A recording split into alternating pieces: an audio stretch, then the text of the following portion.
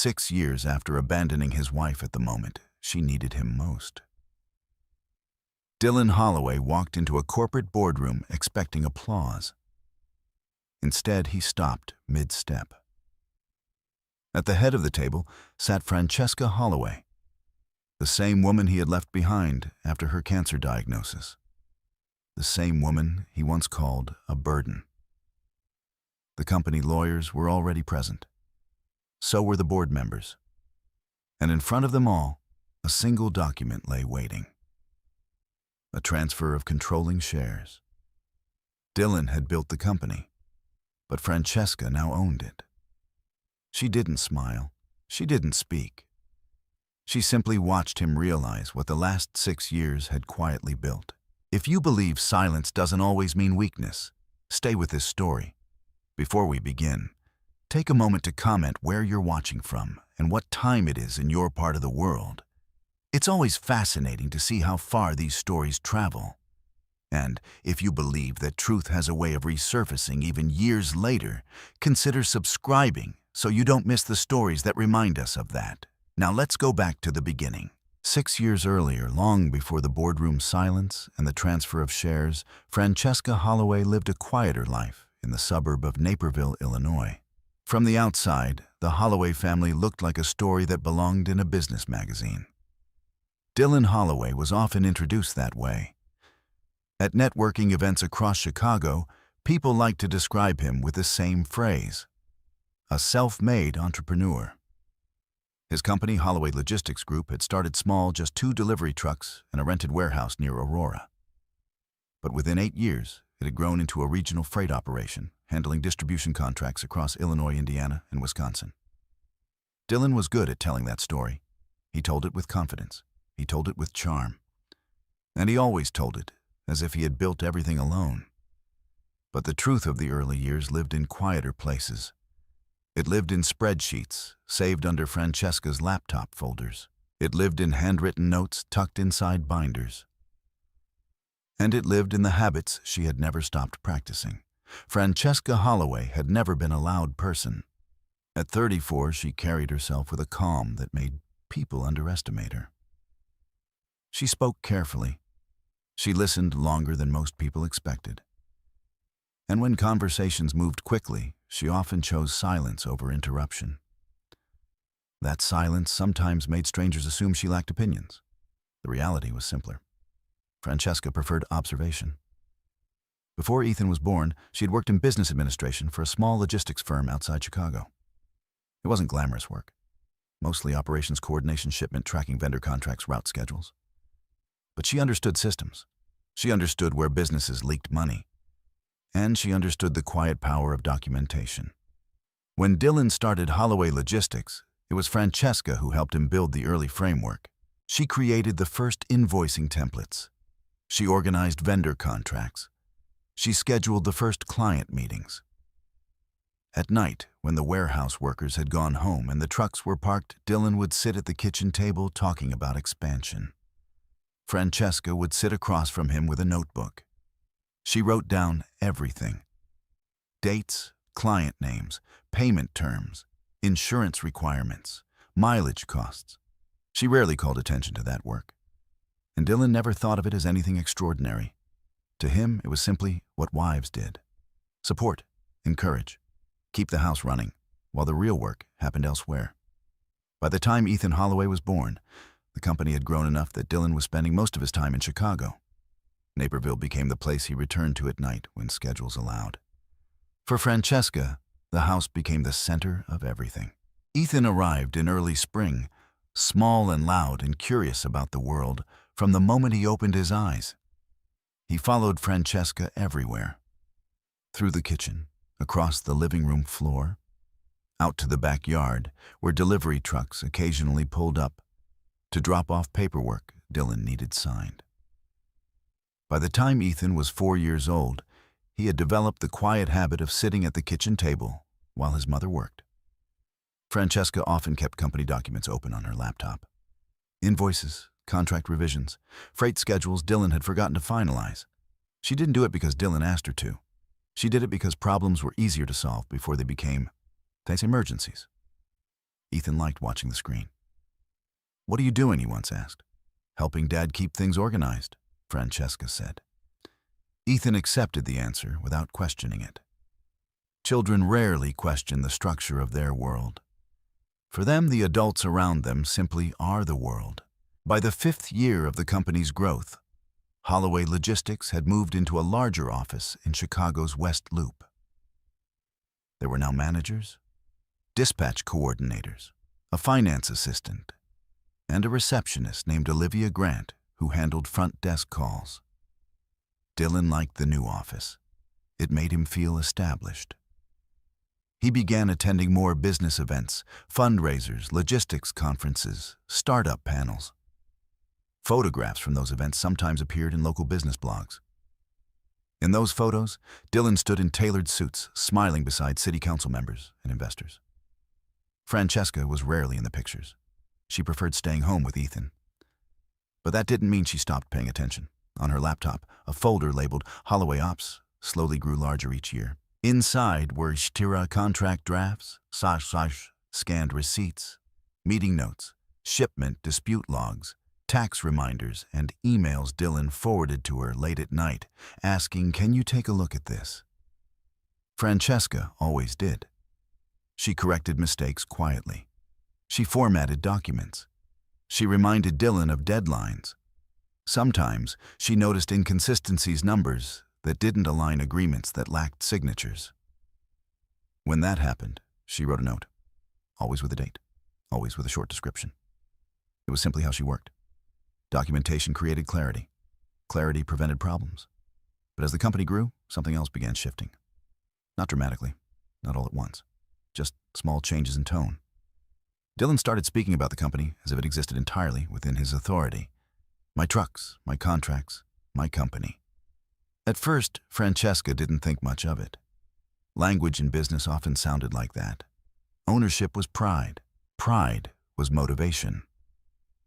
But gradually the phrasing hardened. At dinners with investors, Dylan spoke faster, louder, more confidently than ever.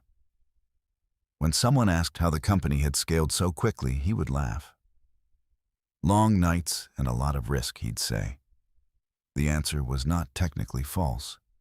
It was simply incomplete. Francesca never corrected him. She rarely attended those dinners anyway. Instead, she stayed home with Ethan, who liked building small towers out of toy trucks on the living room carpet. One evening after Ethan had fallen asleep, Francesca sat alone at the kitchen table, reviewing a shipment contract from a Midwest retailer. Dylan had promised the client delivery timelines that were nearly impossible to meet. She adjusted the document, added buffer days, clarified liability clauses. Then she saved the revision and emailed it back to Dylan. Minutes later, her phone buzzed. "Dylan, you always catch these things." Francesca read the message and placed the phone back on the table. She didn't reply. Not because she was upset, just because she didn't feel the need to. For Francesca, recognition was never the goal. Accuracy was. Outside the kitchen window, the quiet streets of Naperville were already dark. The house was still. And in that silence, Francesca continued the habit that would later matter more than anyone realized. She opened a fresh page in her notebook. At the top, she wrote the date. Then she summarized the contract changes she had just made. Underneath, she added a simple note. Original timeline, unrealistic. Adjusted for compliance. She closed the notebook and placed it beside her laptop. Across the table sat a stack of binders labeled by year. Each one filled slowly. Order, records, context. Francesca didn't think of it as preparation for anything dramatic. It was simply the way she kept the world understandable. What she did not yet know was that within a year, those quiet habits would become the only stable ground left beneath her, because the life that appeared so solid from the outside was already beginning to fracture. And the first crack would arrive in a hospital office, with a diagnosis that changed everything. The first sign that something was wrong arrived quietly. Francesca noticed it on a Tuesday morning in late October. She had been standing in the kitchen packing Ethan's lunch for preschool when a wave of dizziness moved through her so suddenly that she had to grip the edge of the counter. It lasted only a few seconds, but it left behind a strange heaviness in her body. She told herself it was fatigue. The previous weeks had been busy. Dylan had been traveling between Chicago and Milwaukee to negotiate a distribution contract, and Francesca had been handling most of the house responsibilities alone. Fatigue seemed reasonable, but the dizziness came back. 2 days later, then again the following week. It was accompanied by a persistent ache in her lower abdomen, something dull and difficult to describe.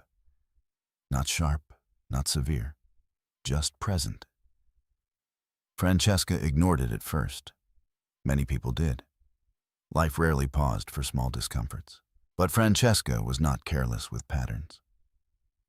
One evening, after Ethan had gone to bed, she opened the small notebook she kept in the kitchen drawer.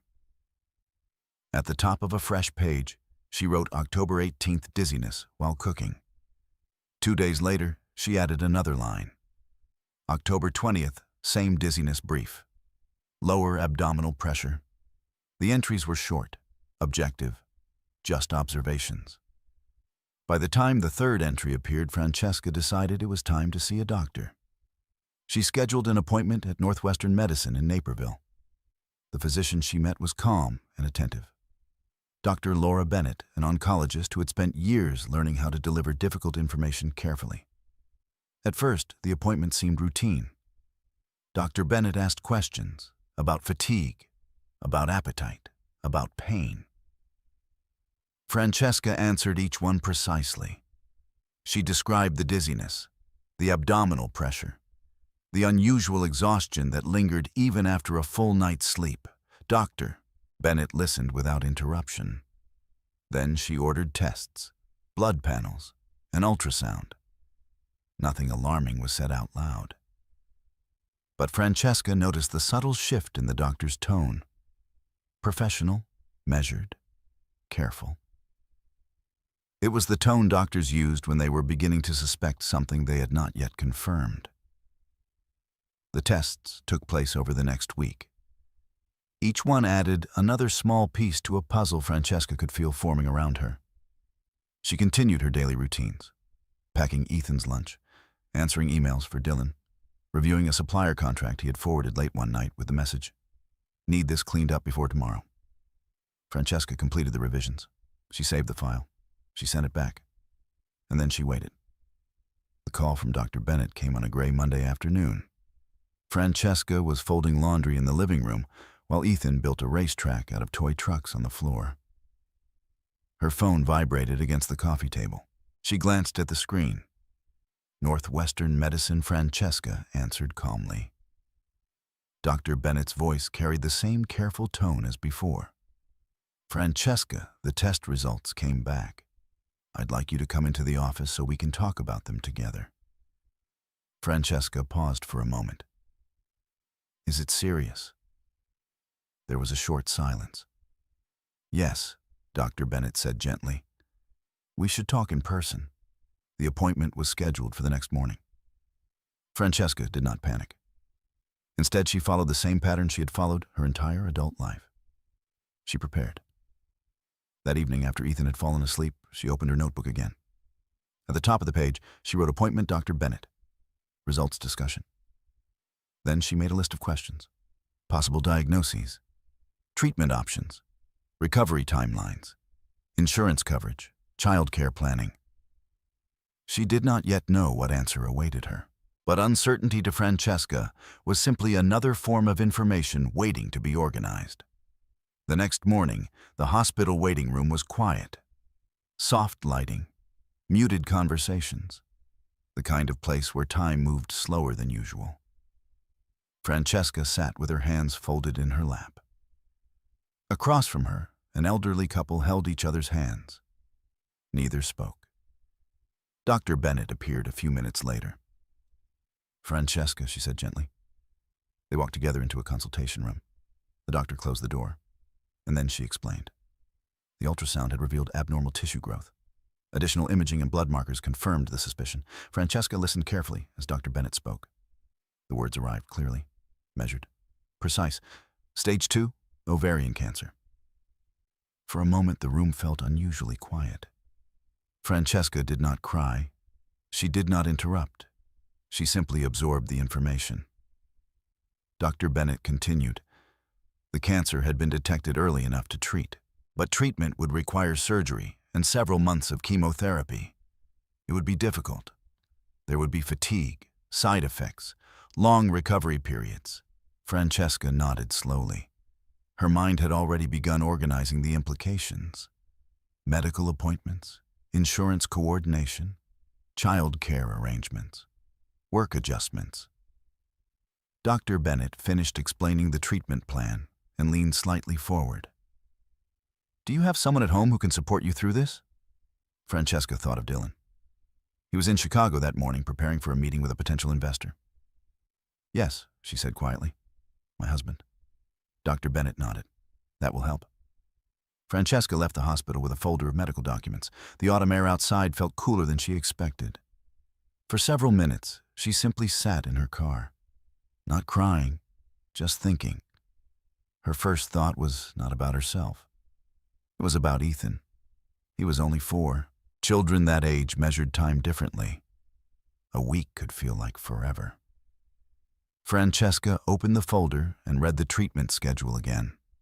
Surgery consultation, pre-treatment testing, chemotherapy cycles, months of medical appointments.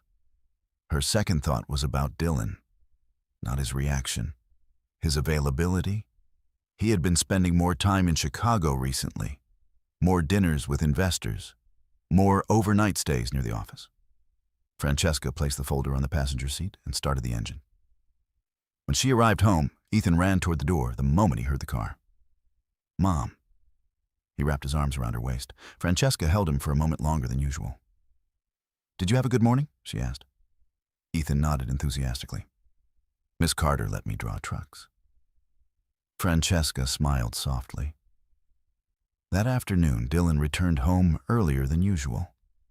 He walked into the kitchen while Francesca was preparing dinner. She looked up from the cutting board. "We need to talk," she said. Dylan loosened his tie and sat at the table. "What's going on?" Francesca placed the medical folder in front of him.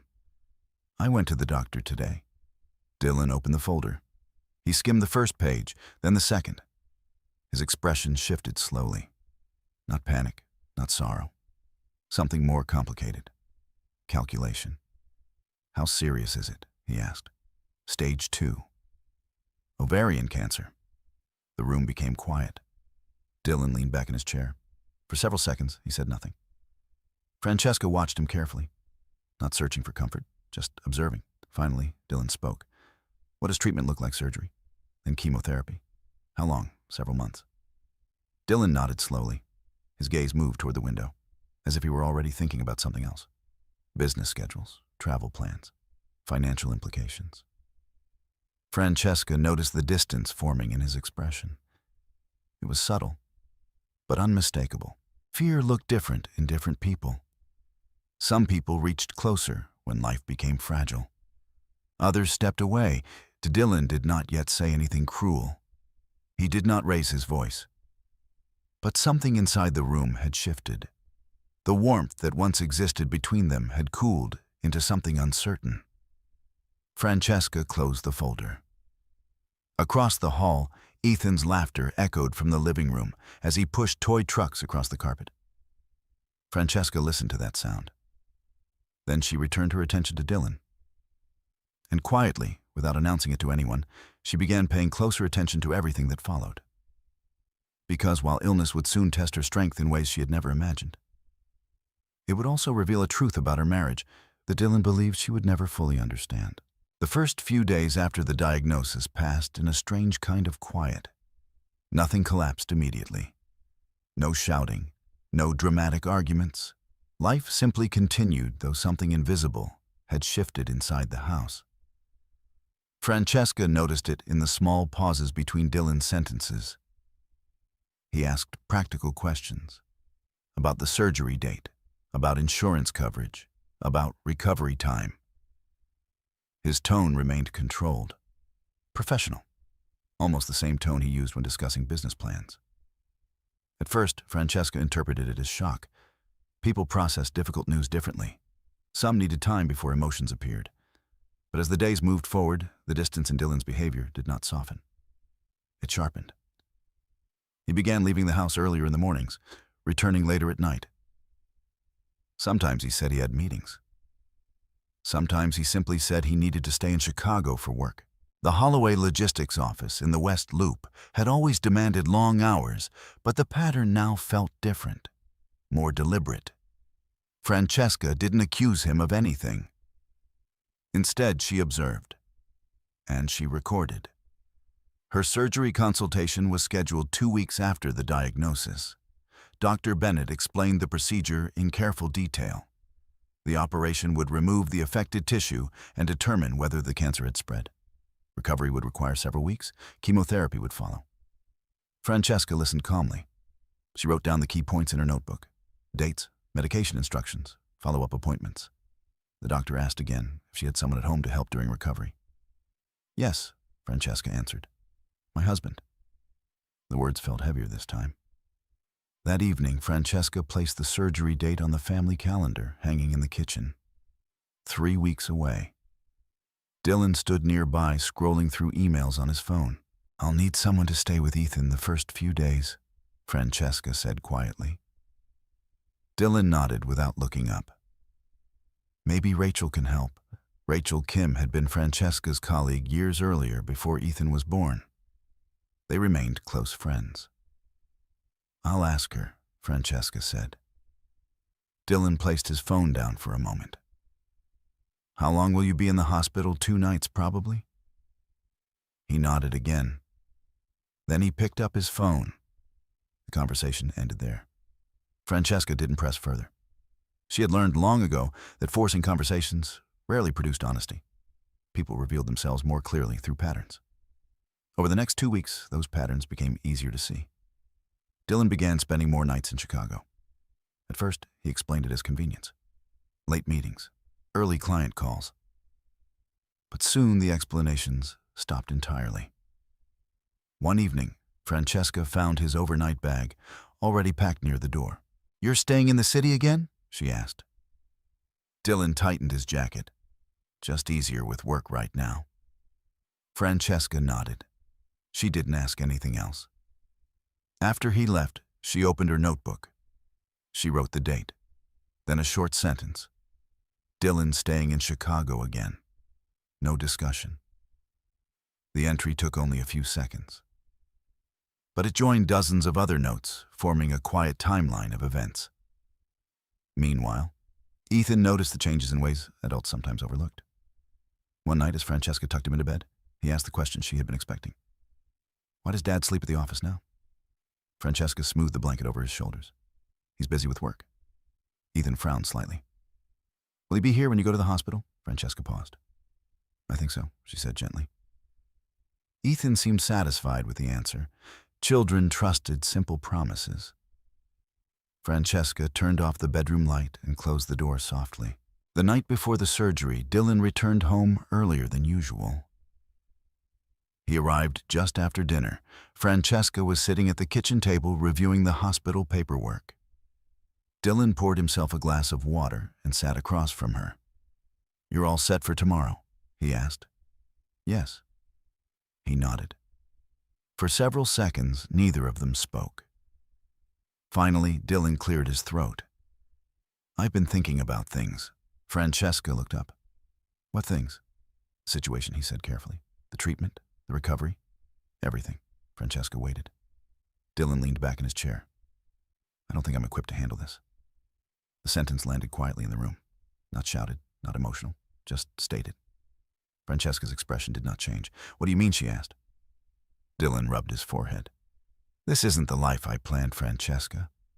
She studied him. "You planned illness." "That's not what I mean." "Then what do you mean?" Dylan exhaled slowly. "I've worked too hard building the company. Everything is expanding right now. Investors are watching. Clients are watching." He gestured toward the medical folder. "This changes everything." Francesca remained silent. Dylan continued. I can't run a growing company while managing hospital visits and chemotherapy schedules. The words were calm, measured, almost rehearsed. Francesca noticed that. You're saying you don't want to help? She said quietly. Dylan shifted uncomfortably. I'm saying I need space. The kitchen clock ticked softly on the wall. Francesca folded her hands on the table. Space from what? From all of this. He gestured again toward the folder. The illness, the uncertainty. Francesca looked at him steadily, and Ethan Dillon hesitated. That's not what I'm saying. But it was exactly what he was saying, even if he hadn't admitted it fully yet. Dillon stood up and walked toward the counter. I found an apartment downtown, he said. Francesca absorbed the words. You already found it, yes.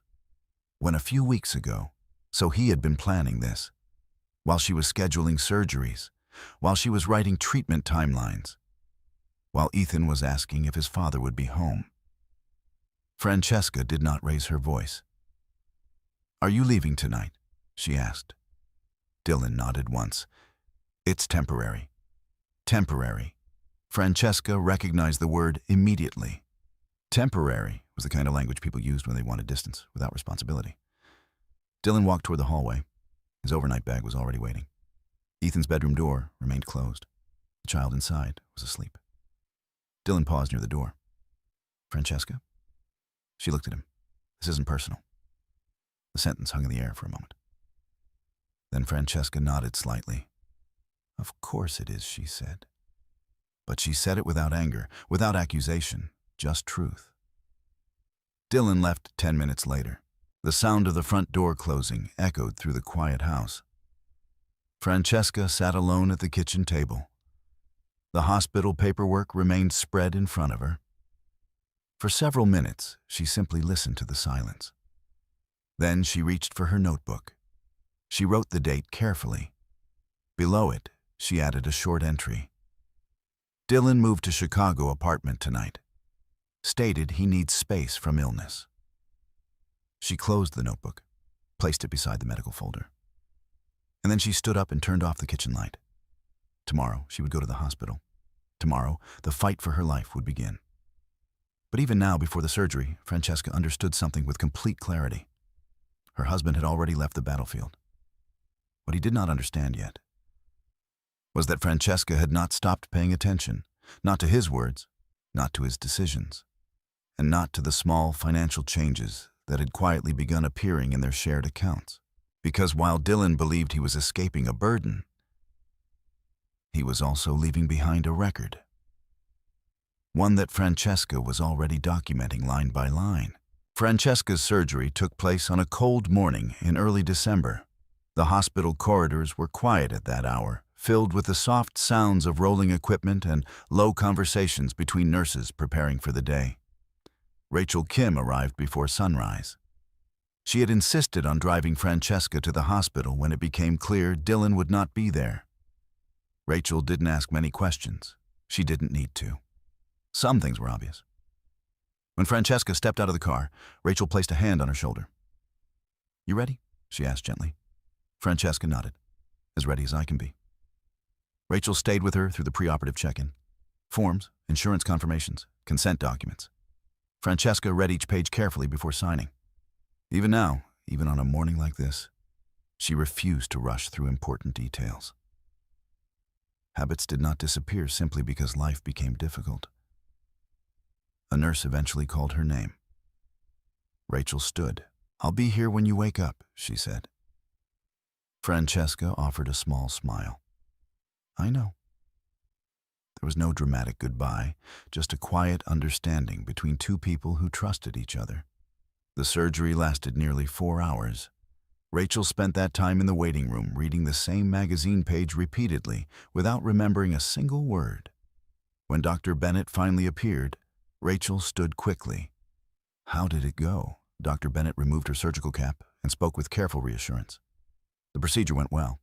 We removed the affected tissue and preliminary indicators suggest we caught it before it spread extensively.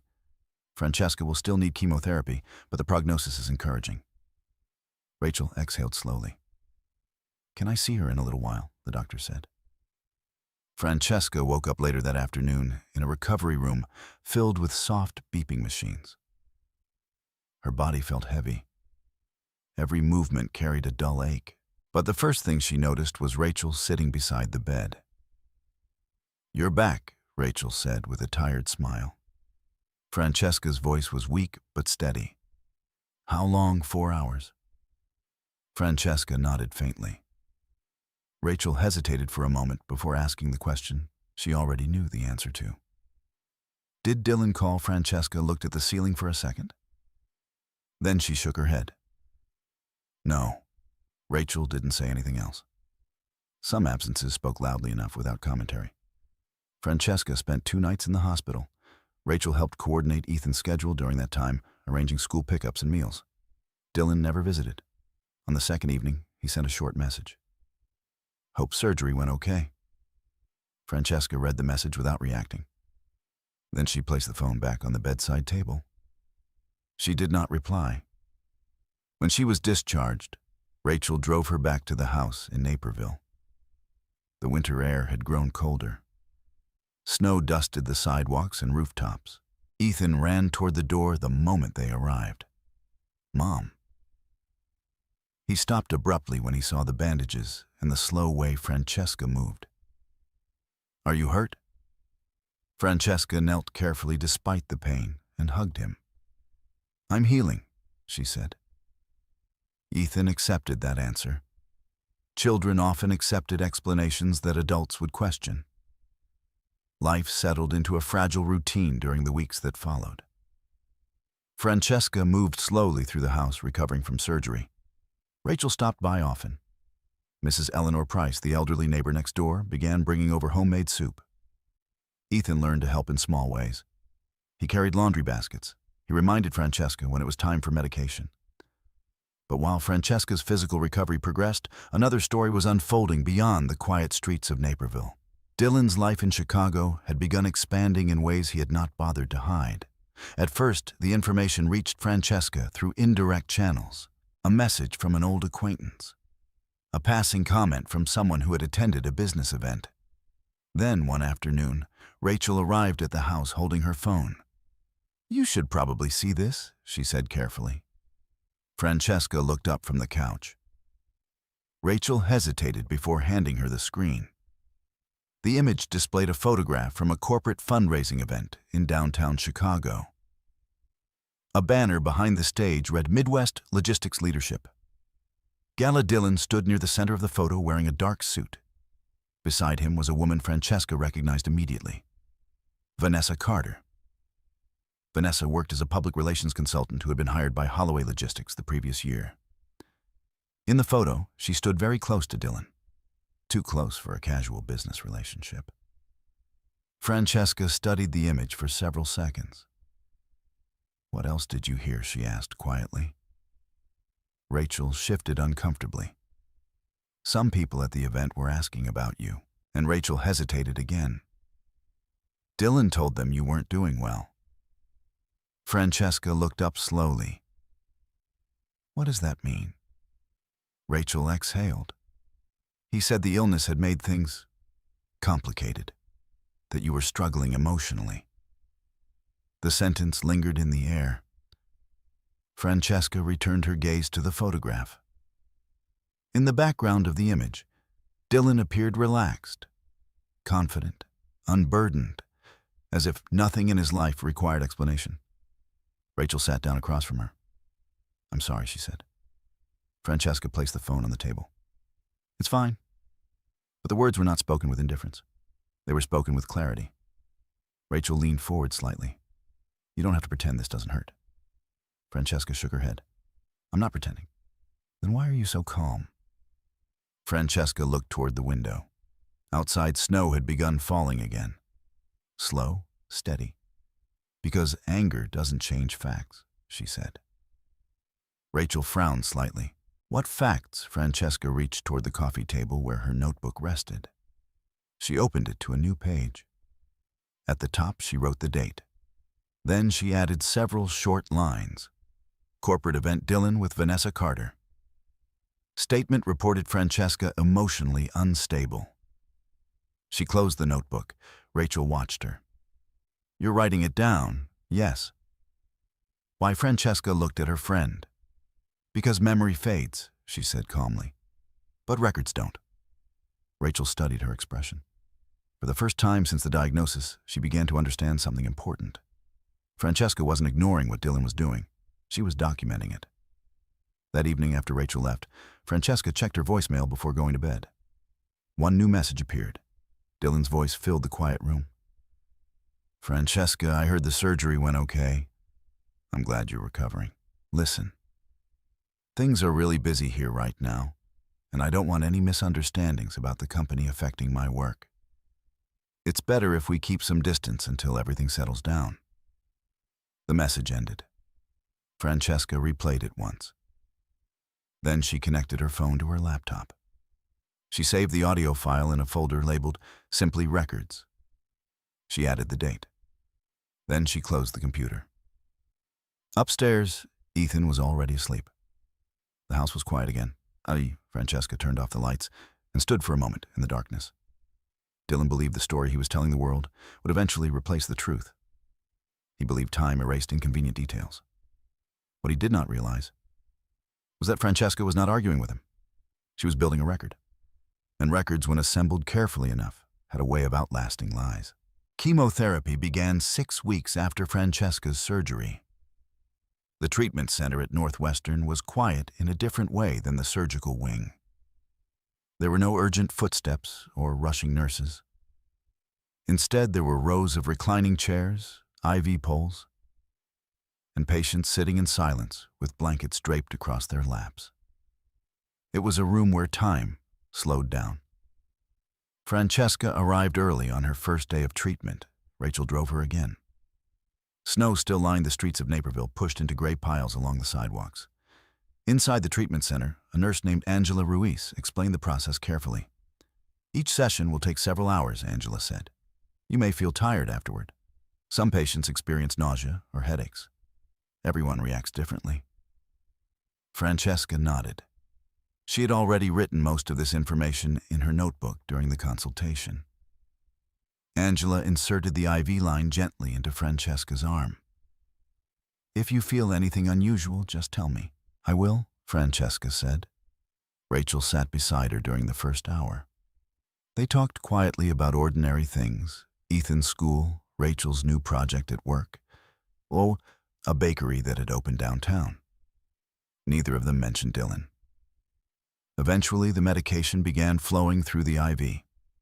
A cool sensation spread slowly through Francesca's arm, then fatigue, then a strange heaviness behind her eyes.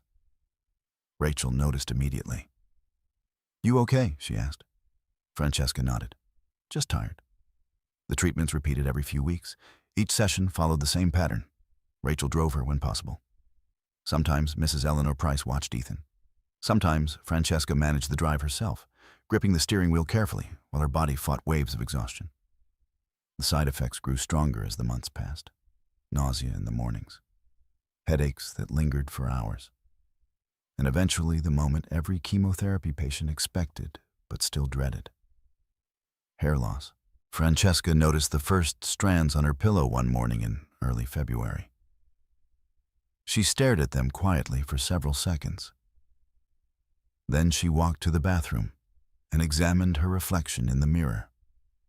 There was no panic, just recognition. By the end of the week, the thinning patches had become impossible to ignore. Rachel came over that Saturday afternoon carrying groceries. Francesca greeted her at the door wearing a scarf. Rachel stopped when she saw her. "You don't have to hide it," she said softly. Francesca smiled slightly. "I'm not hiding it." Rachel tilted her head. "Then why the scarf?" Francesca shrugged gently. "Ethan isn't ready to see it yet." Rachel didn't argue. Instead, she helped unpack the groceries. That evening, after Ethan went to bed, Francesca walked into the bathroom again. This time, she picked up a pair of clippers. The buzzing sound filled the quiet house. Within minutes, the remaining hair fell away. Francesca studied the mirror once more.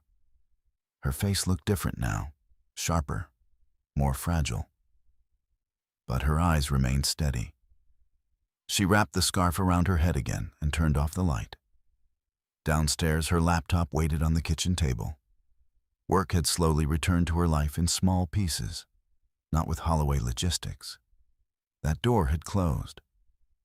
But Rachel had introduced her to a consulting firm called Midwest Supply Consulting.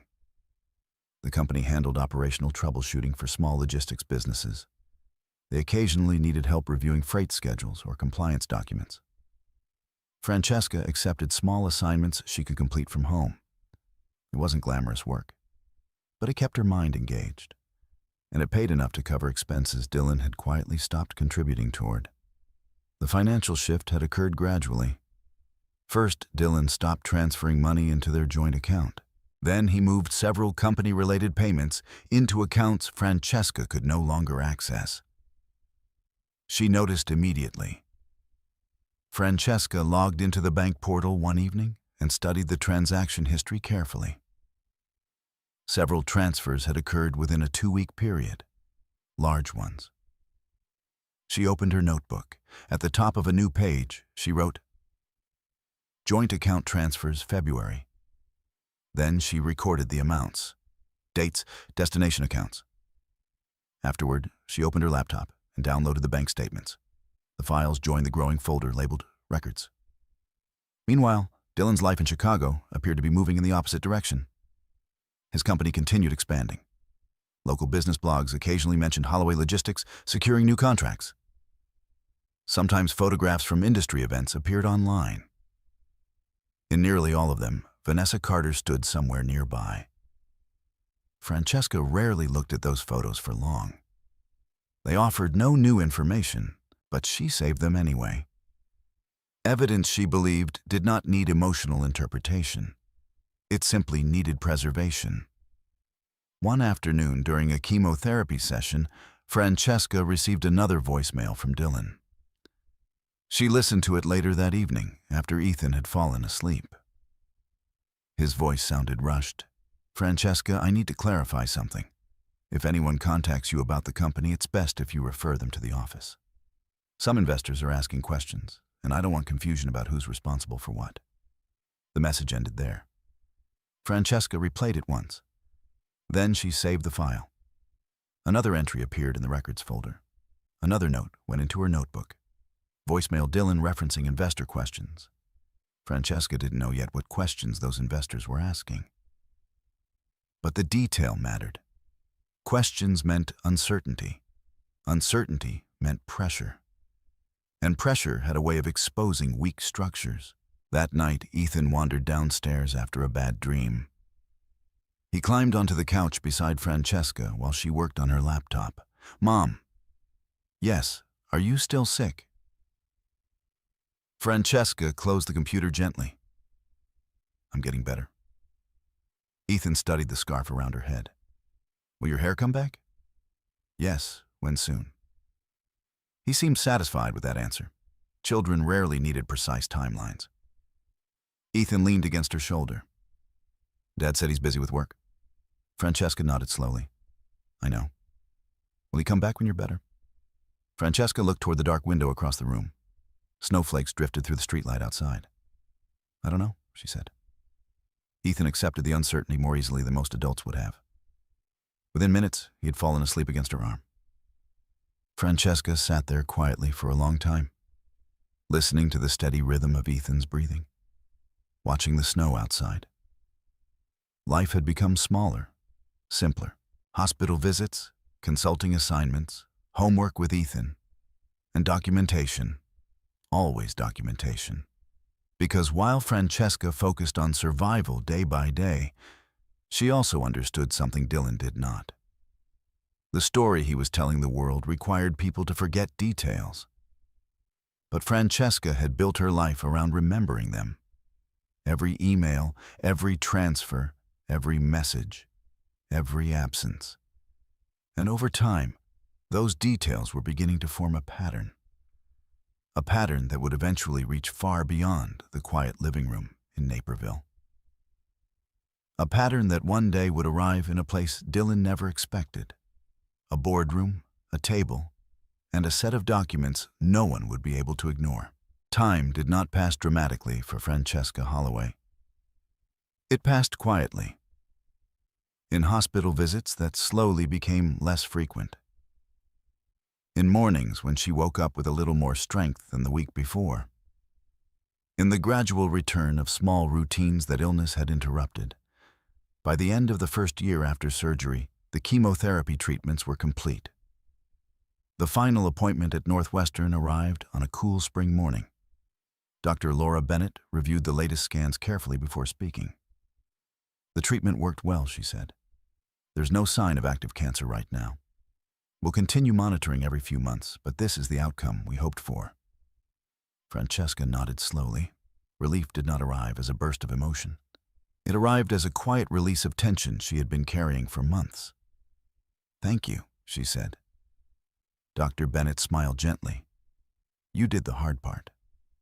Francesca left the hospital that day without the familiar folder of treatment instructions. For the first time in months, there were no chemotherapy appointments on her calendar.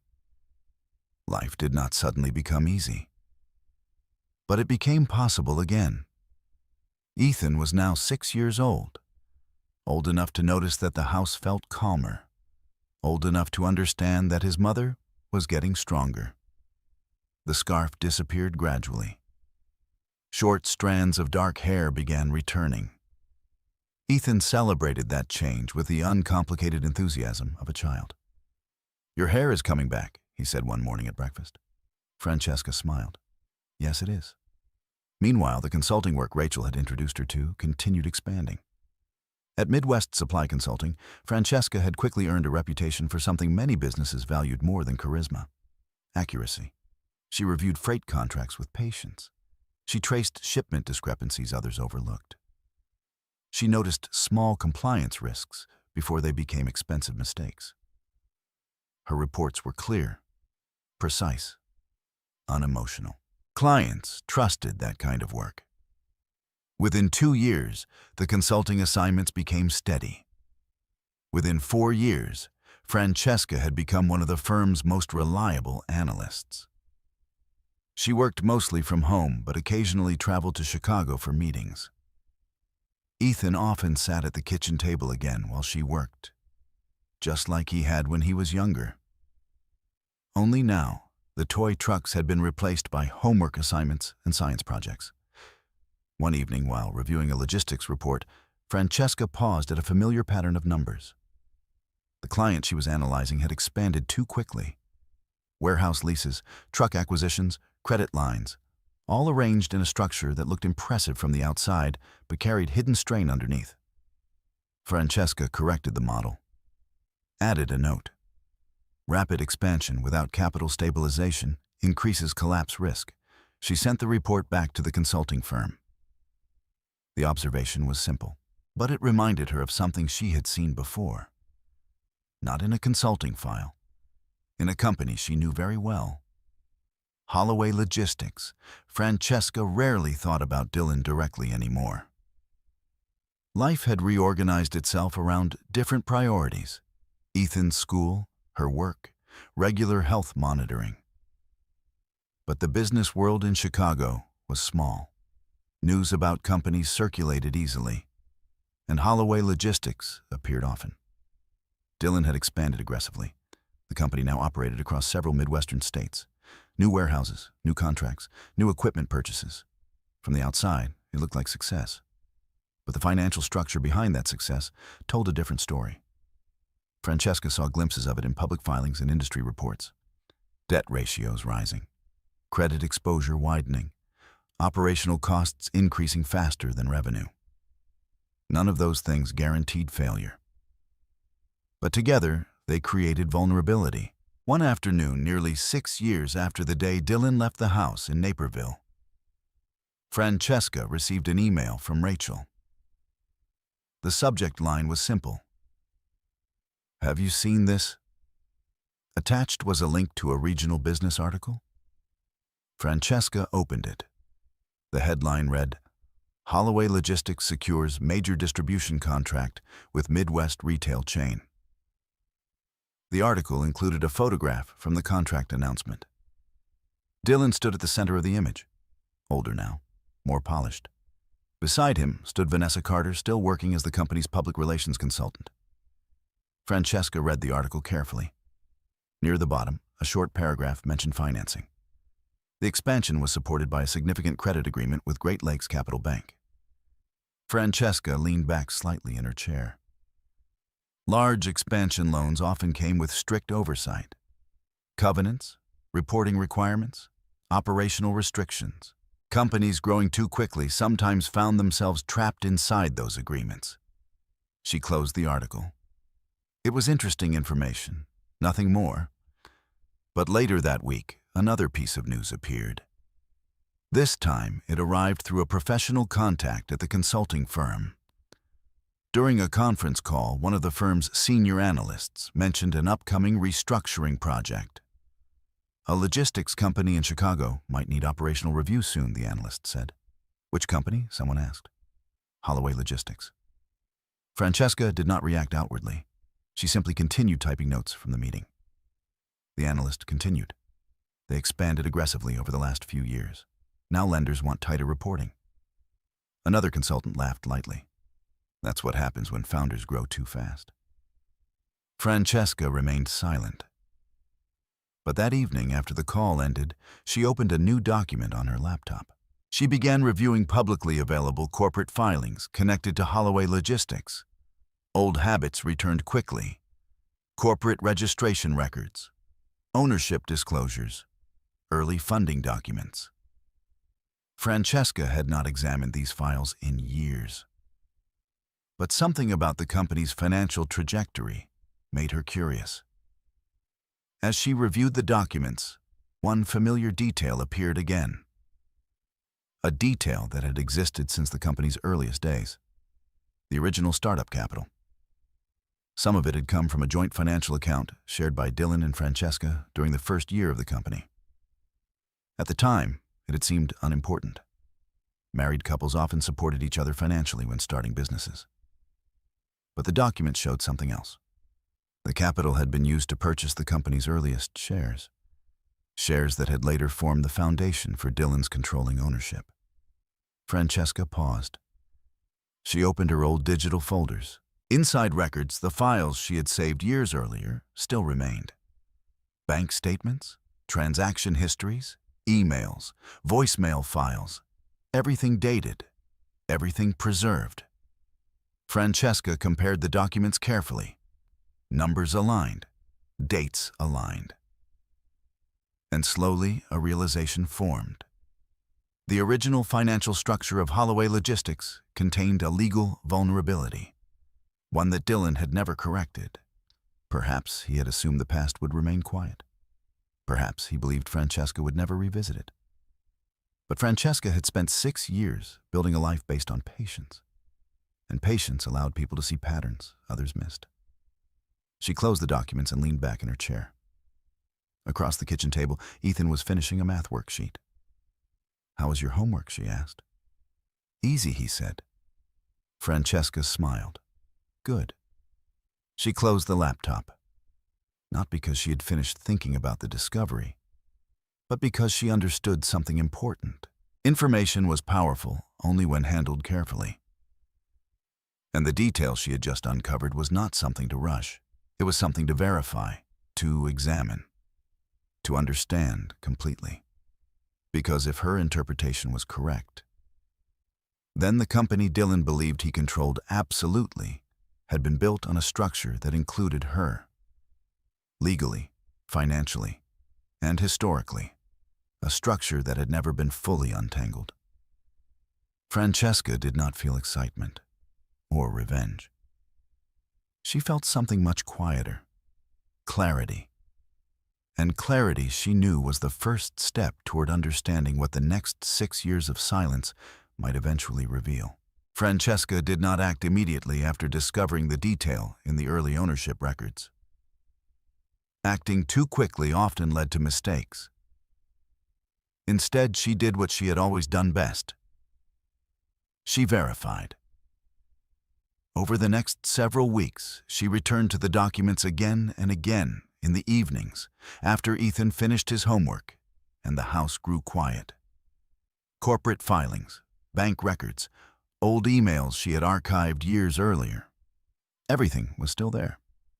Francesca had never deleted anything connected to the early years of Holloway Logistics. At the time, it had been a simple habit saving files in organized folders.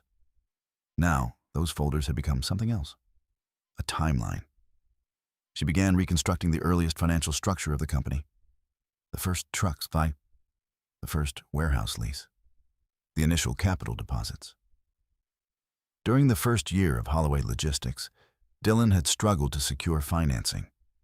The company had no credit history yet, and lenders were cautious. Francesca remembered those months clearly. They had sat together at the kitchen table night after night reviewing spreadsheets. At one point, Dylan needed immediate cash to secure a delivery contract that could make or break the company's early momentum. The money had come from their joint account. Savings. Some of it from Dylan's previous work. Some from Francesca's own savings before Ethan was born. At the time, neither of them had treated the transfer as unusual. They were married. They were building something together. But now, 6 years later, Francesca noticed something that had never been formally addressed. The capital from that joint account had been used to purchase the company's earliest equity shares. Yet, in the corporate filings, those shares were recorded solely under Dylan's name. Francesca leaned back in her chair as she studied the documents. It might have been an oversight, or it might have been deliberate. Either way, it created a complicated legal question. She closed the file and opened another. The bank statement from that same year. The transaction appeared clearly. A transfer from the joint account to the newly formed Holloway Logistics business account. Francesca compared the date with the company's share allocation record. They matched. Her gaze moved slowly across the screen. Evidence did not shout. It simply existed. The next question was more important. What did the law say about it? Francesca didn't guess. Guessing had never been her method. Instead, she scheduled a meeting with someone who understood corporate law far better than she did. The appointment took place 2 weeks later in a quiet office building in downtown Chicago. The law firm's name was modestly displayed in polished steel letters beside the elevator. Mercer and Daily Corporate Litigation. Francesca arrived 10 minutes early. She carried a slim folder containing only a small portion of the documents she had reviewed. Enough to ask a question. Not enough to reveal everything. The attorney who greeted her introduced himself with a firm handshake. Daniel Mercer. Francesca nodded politely. Francesca Holloway. Mercer led her into a conference room with large windows overlooking the Chicago River. Once they were seated, he folded his hands on the table. What can I help you with? Francesca placed the folder in front of him. I have a question about corporate ownership. Mercer opened the folder and began reviewing the first document. It was one of the early bank statements, then the share allocation filing. He read quietly for several minutes. Finally, he looked up. Are you connected to Holloway Logistics? Francesca answered calmly. My husband founded the company. Mercer's expression shifted slightly. Your husband? Yes. And these funds, he said, tapping the bank statement, came from a joint marital account. Yes. Mercer leaned back slightly. How long ago was this? About 8 years. And the shares were recorded entirely under his name, yes. Mercer studied the documents again. He spoke carefully. This situation can become complicated depending on several factors. What factors state marital property law? The company's operating agreement. Whether the contribution was documented as a loan or an equity purchase. Francesca nodded. There was no loan agreement. Mercer tapped the page again. Then the question becomes whether the original capital contribution created a marital ownership interest. Francesca said nothing. Mercer continued. In many cases, funds from a joint marital account used to establish corporate equity can create shared ownership rights, even if the shares were recorded under only one spouse. He looked at her directly, especially if there was no written agreement stating otherwise. Francesca absorbed the words without visible reaction. What would need to happen to confirm that, she asked? Mercer slid the documents back toward her. I would need to review the full corporate formation records, operating agreements, share issuance documentation, tax filings, and ideally the entire financial timeline. Francesca closed the folders slowly. I have those? Mercer raised an eyebrow. You have all of them? Francesca nodded. I keep records. Mercer smiled faintly. That's usually helpful. There was a brief pause before he spoke again. One more question, Mrs. Holloway. Yes. Why are you asking about this now? Francesca looked toward the window for a moment. The Chicago River moved slowly below the building. I wanted to understand whether the original ownership structure was accurate. Mercer considered her answer carefully, and if it wasn't, Francesca returned her gaze to him. Then the records should reflect the truth. Mercer studied her expression. There was no anger in her voice, no urgency, just quiet certainty. He leaned forward slightly. If what these documents suggest is correct, the implications could be significant. How significant, Mercer chose his words carefully. If your contribution created a legal ownership interest that was never formally acknowledged, then the current equity structure of Holloway Logistics may not be accurate. Francesca nodded slowly. And that would affect the company today, yes. Mercer closed the folder. In a company that size, correcting ownership percentages could have substantial consequences. Francesca stood. Thank you for explaining. Mercer stood as well. If you decide to pursue this further, bring the complete records. I'll review everything. Francesca shook his hand. I will. Outside the building, the afternoon traffic moved steadily along Wacker Drive. Francesca walked toward the train station without rushing. Nothing had been decided yet. Nothing had been filed. But something had changed. For 6 years, Francesca had been documenting the past without knowing whether those records would ever matter. Now she understood they might. Because while Dylan had been expanding Holloway Logistics, he had been doing so on top of a foundation that included someone he believed had disappeared from the story. Francesca Holloway. And the document sitting quietly in her home office suggested that the story Dylan had been telling about ownership was not the full one. Francesca did not return to Daniel Mercer's office immediately. Even after their first meeting, she allowed several weeks to pass. The discovery she had made was important, but importance alone did not require speed. In fact, in matters involving law and corporate ownership, speed often created problems. Accuracy mattered more. During those weeks, Francesca continued her normal routine. Morning breakfasts with Ethan, consulting reports for Midwest Supply Consulting, regular health checkups every 3 months at Northwestern. Life on the surface remained steady. But each evening after Ethan finished his homework and went upstairs, Francesca returned to the records. Boxes she had not opened in years came down from the closet shelves in her home office. Inside were the earliest remnants of Holloway Logistics, old binders, USB drives, printed contracts, handwritten notebooks. When Francesca had first started helping Dylan build the company, she had organized everything by habit. At the time, it had simply been a way to keep things manageable. Now, it had become something much larger, a complete history. She worked slowly, one folder at a time. Every document was scanned into her computer and sorted into categories. Corporate formation, capital contributions, contracts, communications. Financial transfers. The process took nearly 3 weeks.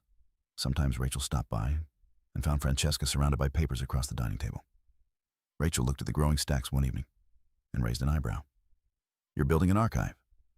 Francesca smiled faintly. I already had one. Rachel leaned against the counter. And Dylan has no idea. Francesca shook her head. He never asked. Rachel laughed quietly. That sounds like Dylan. Francesca didn't respond. She simply continued scanning documents. By the time the process was finished, the digital folder labeled Records had grown into a carefully organized database. There were email threads dating back nearly a decade, early vendor agreements, warehouse lease drafts, and most importantly, the financial documentation showing exactly how the company's original capital had been structured. Francesca reviewed the timeline again.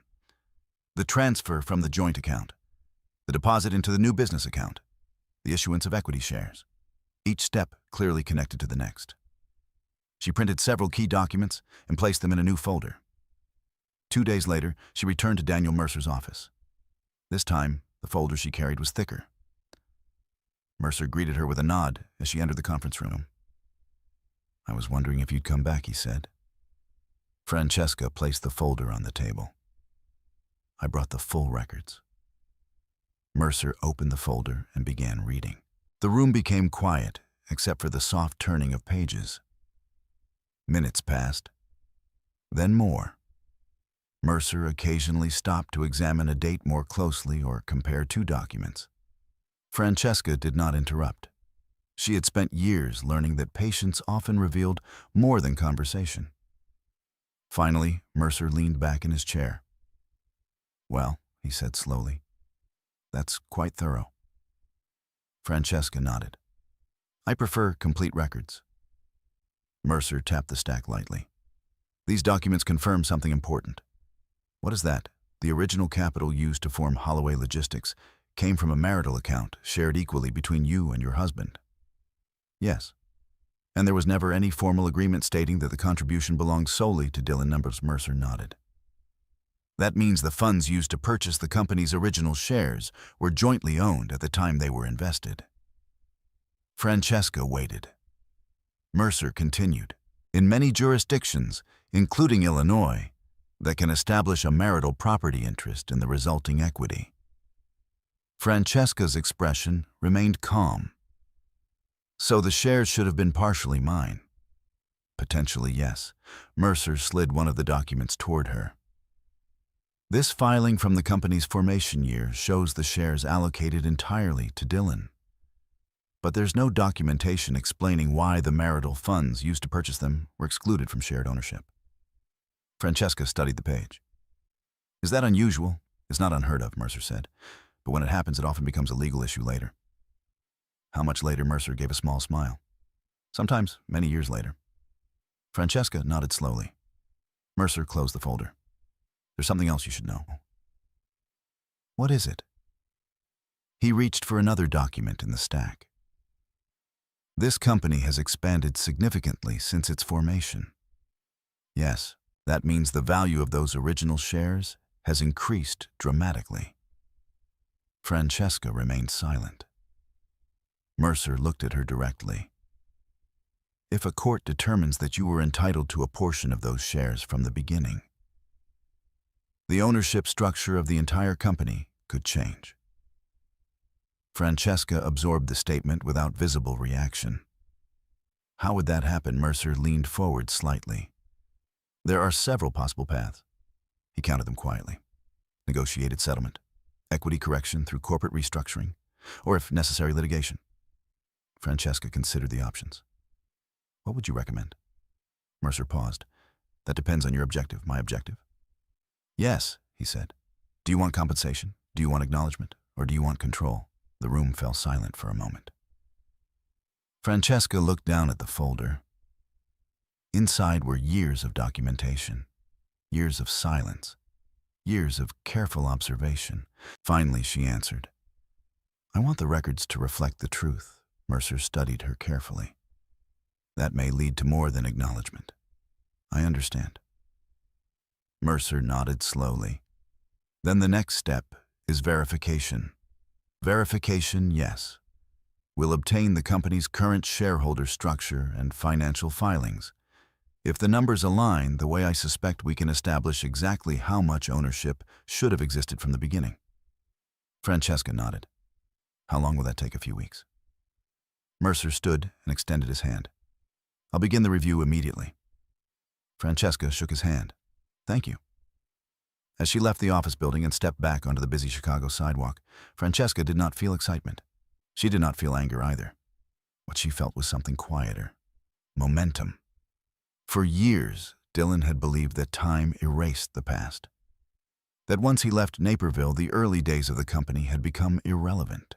But businesses were not built on stories alone.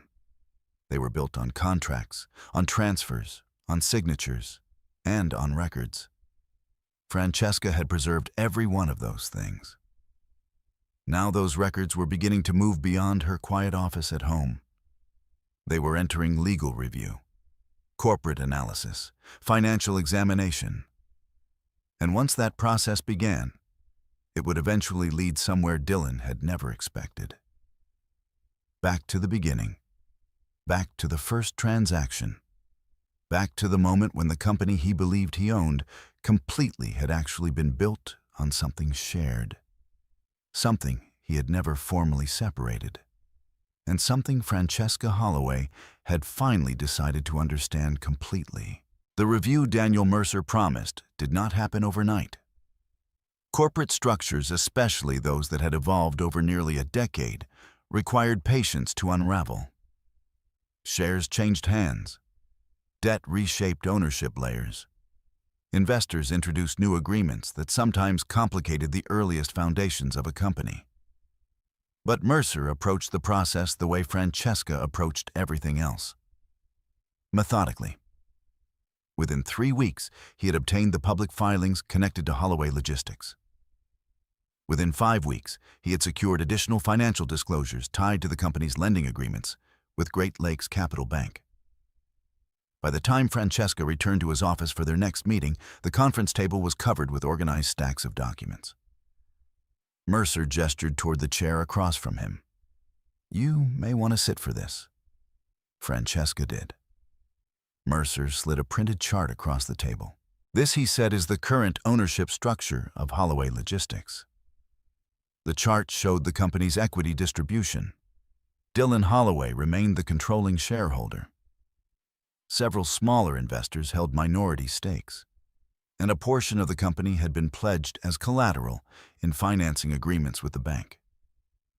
Francesca studied the chart quietly. Mercer continued.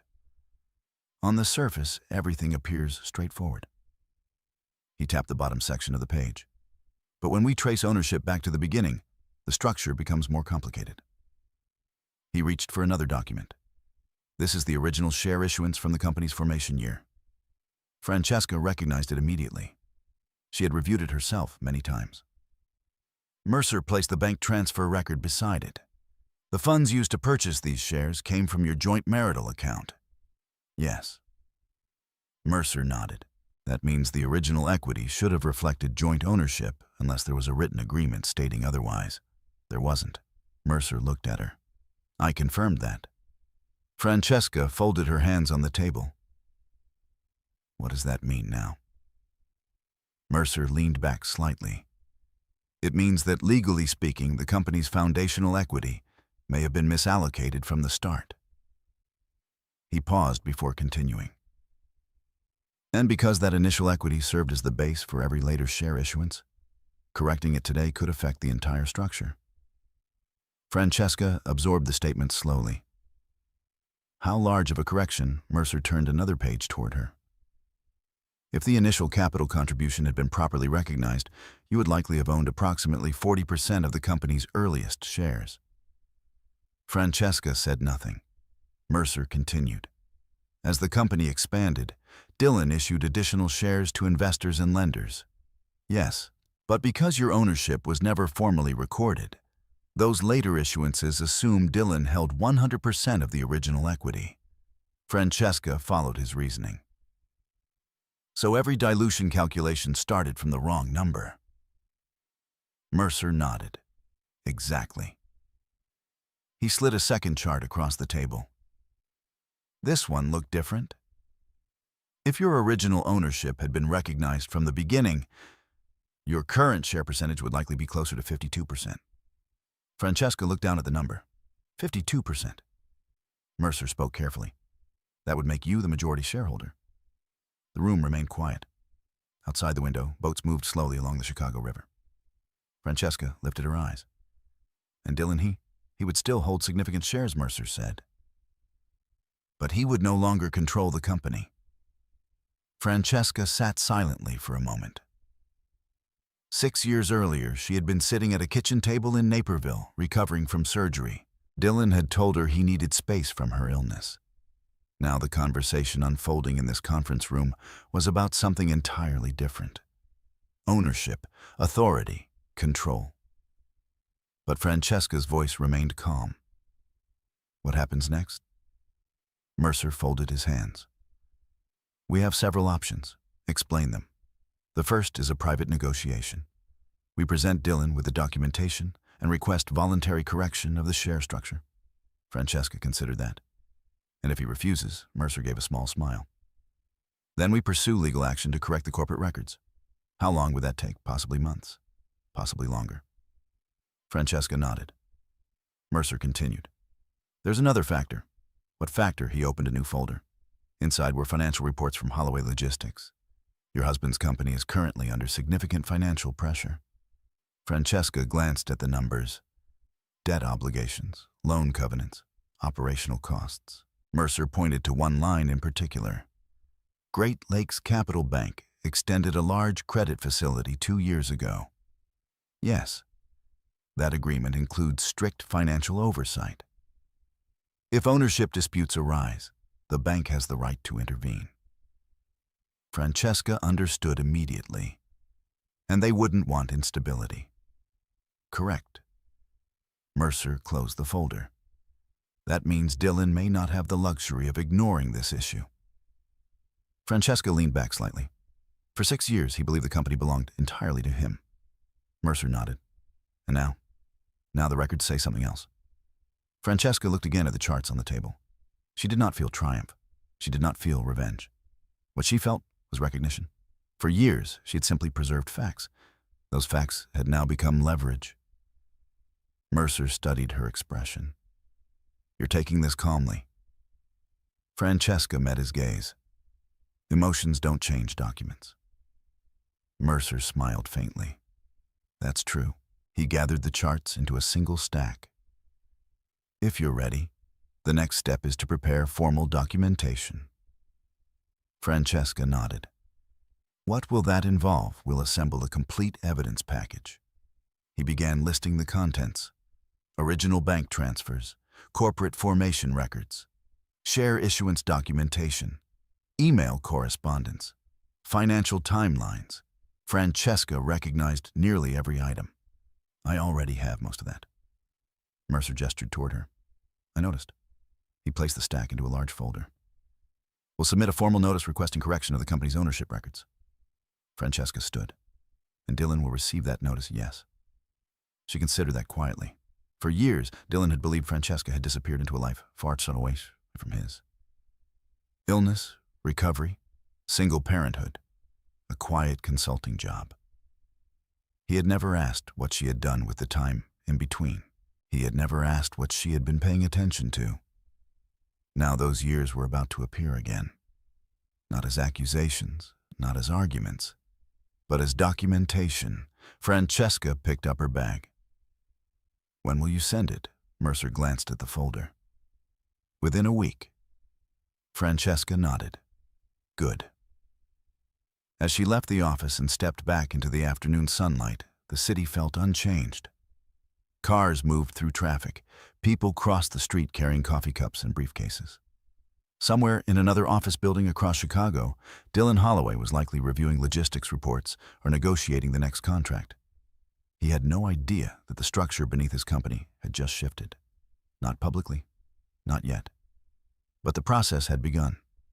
And once the documents Mercer was preparing reached the right desks, the quiet records Francesca had preserved for 6 years would become impossible to ignore. The formal notice left Daniel Mercer's office on a Monday morning. It did not arrive dramatically. No reporters, no public announcements. Just a carefully drafted legal document delivered through certified channels to the executive offices of Holloway Logistics Group in Chicago. Inside the envelope were several pages, a summary of findings, a request for correction of corporate ownership records, and a collection of supporting documentation tracing the company's original capital back to the joint marital account that Francesca Holloway and Dylan Holloway had once shared. Mercer understood something many lawyers learned early in their careers. Facts did not need to be loud to be powerful. They only needed to be precise. Across the city, the envelope arrived at Holloway Logistics headquarters just before noon. The building stood in Chicago's West Loop, a modern office space Dillon had proudly moved into during the company's expansion years. The receptionist, Olivia Grant, signed for the delivery without thinking much about it.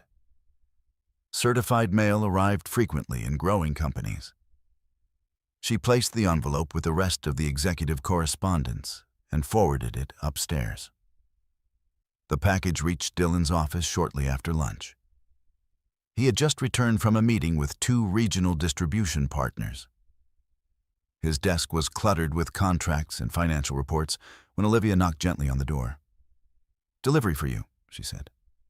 Dillon glanced up. "Thanks." He set the envelope aside while finishing an email. Several minutes passed before he finally opened it. The first page carried the letterhead of Mercer and Daily Corporate Litigation.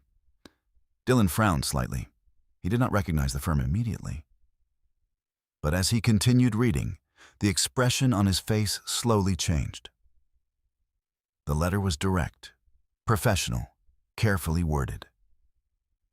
It outlined the findings Mercer had discussed with Francesca, the use of marital funds in the original capitalization of Holloway Logistics, the absence of documentation transferring those funds into Dillon's sole ownership, and the resulting discrepancy in the company's share allocation. Dillon read the letter twice. Then he turned to the attached documents: bank records, corporate filings, share issuance summaries. Each page traced a path backward in time. Back to the earliest days of the company. Back to the kitchen table where Francesca had once sat reviewing contracts late at night. Back to the joint account he had nearly forgotten about. Dillon placed the papers on his desk and leaned back in his chair. For several seconds, he said nothing. Then he reached for the phone. "Get Mark Sullivan in here," he told Olivia. Mark Sullivan, the company's chief financial officer, arrived 15 minutes later. Mark had joined Holloway Logistics during its 3rd year of growth and had helped manage its expansion through multiple states. He entered Dillon's office carrying a tablet and a cup of coffee. "What's up?" Dillon slid the documents across the desk. "Read this." Mark skimmed the first page. Then he slowed down. His eyes moved more carefully across the paragraphs. By the time he finished, his coffee sat forgotten in his hand. "Where did this come from?" Mark asked. "A law firm." Mark flipped through the attachments. "These records, they're from the company's 1st year." "Yes." Mark looked up. "You didn't mention this before." Dillon's voice was tight. "Because it wasn't relevant." Mark leaned forward. "Apparently it is now." Dillon stood and walked toward the window overlooking the city. "This is ridiculous," he said. "That money came from our household. We were married." Mark nodded slowly, which is exactly the point they're making. Dillon turned back toward him. "So what? She wants money." Mark shook his head. "Not exactly." He pointed to the section Mercer had highlighted. "They're claiming the original shares should have been partially hers." Dillon stared at him. "That's impossible." Mark exhaled. "If the documentation checks out, it may not be." Dillon returned to his desk and grabbed the letter again. His eyes stopped on the projected share calculation Mercer had included. 52%. Dillon's jaw tightened. "That would make her the majority owner," he said. Mark nodded. "Yes." The room fell silent. Outside the window, trucks moved slowly through the industrial streets below. Finally, Dillon spoke again. "Call the company lawyers." Within an hour, Holloway Logistics' legal team had assembled in the conference room. 3 attorneys reviewed Mercer's letter carefully. One of them, Karen Whitfield, spoke first. "Have you seen these documents before?" Dillon shook his head. "Not like this." Karen tapped the bank transfer record. "This transaction is real, yes. And it came from a joint account with your wife, yes." Karen leaned back. "That complicates things." Dillon crossed his arms. "How if marital funds were used to purchase the company's founding equity? Your wife may have had a legal ownership interest from the beginning." Dillon's voice hardened. She never worked at the company. Karen didn't argue. That may not matter. She pointed to the corporate formation filing. This document allocates the shares entirely to you. But it doesn't explain why the marital contribution wasn't acknowledged. Another attorney spoke. If the claim proceeds to court, the ownership structure could be reevaluated. Dylan looked around the room. His company is worth tens of millions now. Karen nodded. That's why this matters. Mark Sullivan spoke carefully. There's another issue. Everyone turned toward him. Our credit agreement with Great Lakes Capital Bank includes a clause about ownership disputes. Karen's expression darkened slightly. Yes, it does. Dylan frowned. What clause? Mark answered quietly. If there's a significant legal challenge to the company's equity structure, the bank can demand immediate financial review. Karen finished the thought. And potentially freeze certain transactions until the matter is resolved. Dylan stared at the documents again. 6 years ago, he had walked out of a quiet house in Naperville, believing that chapter of his life was finished. He had assumed Francesca would remain exactly where he left her, recovering, struggling, disappearing quietly from the story of the company he had built. Now her name sat at the top of a legal document that threatened to rewrite the company's ownership. Dylan looked at Karen. What do we do? Karen closed the folder. We respond carefully. How we review every document they've provided. If their claim has merit, we may need to consider negotiation.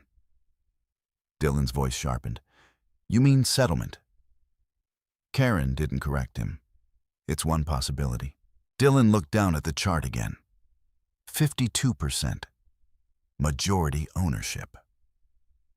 For a moment, the room felt smaller, because the woman he had once dismissed as a burden, the woman he had left behind during the worst months of her life, was now positioned to take control of the company he believed he owned completely.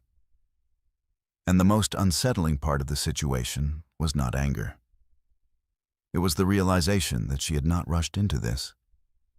She had waited. She had documented. She had allowed the company to grow larger and more valuable, and only then had the records appeared, not as accusations, but as facts. The meeting was scheduled 3 weeks after the legal notice arrived. Not in a courtroom, not in public, but in a quiet conference room on the 32nd floor of a downtown Chicago law office. A neutral location. The kind used when situations were serious enough to require lawyers, but not yet explosive enough to require judges. Francesca arrived 10 minutes early. She had chosen a simple dark suit and tied her now fully regrown hair neatly at the back. There was nothing dramatic about her appearance, nothing that asked for attention. Daniel Mercer walked beside her through the hallway. You understand how this will go, he said quietly. Francesca nodded. They'll try to minimize the claim first. Yes, and if that doesn't work, they'll negotiate. Mercer studied her expression. You're calm. Francesca looked toward the glass wall at the end of the corridor. I've had 6 years to think. They entered the conference room. On the other side of the table sat Dylan Holloway. Time had changed him slightly. The expensive suits were sharper now. The confidence was still there. But the relaxed certainty that once surrounded him had tightened into something more controlled. Beside him sat 2 attorneys from Holloway Logistics' legal team. Karen Whitfield was among them.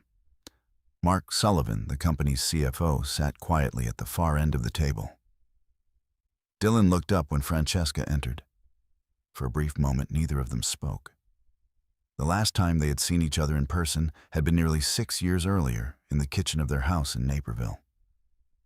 That conversation had ended with Dylan carrying an overnight bag toward the door.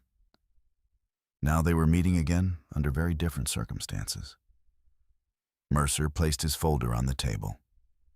Thank you for agreeing to meet, he said. Karen Whitfield nodded professionally. It's in everyone's interest to review the facts. Everyone sat. The room fell into the particular kind of silence that often precedes legal conversations. Mercer opened the folder.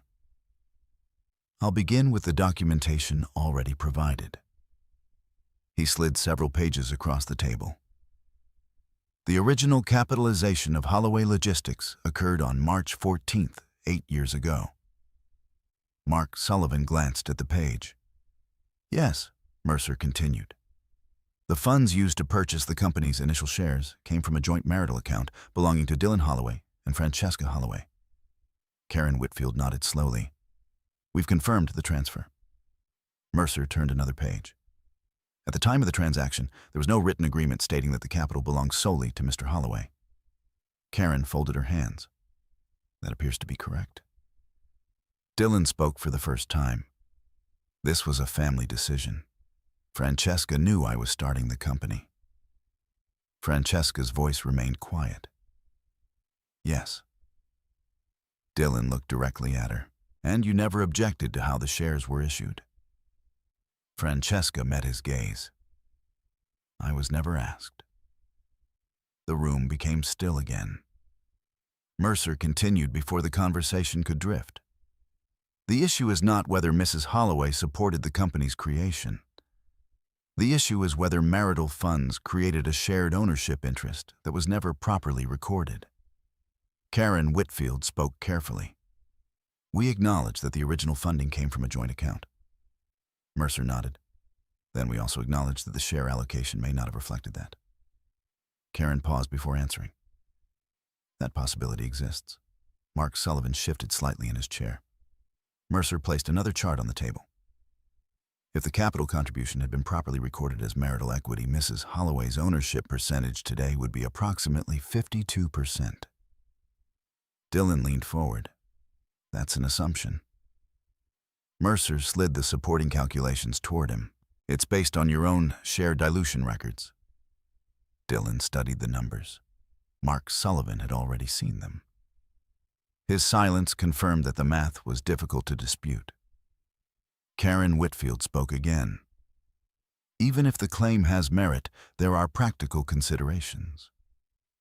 Mercer raised an eyebrow.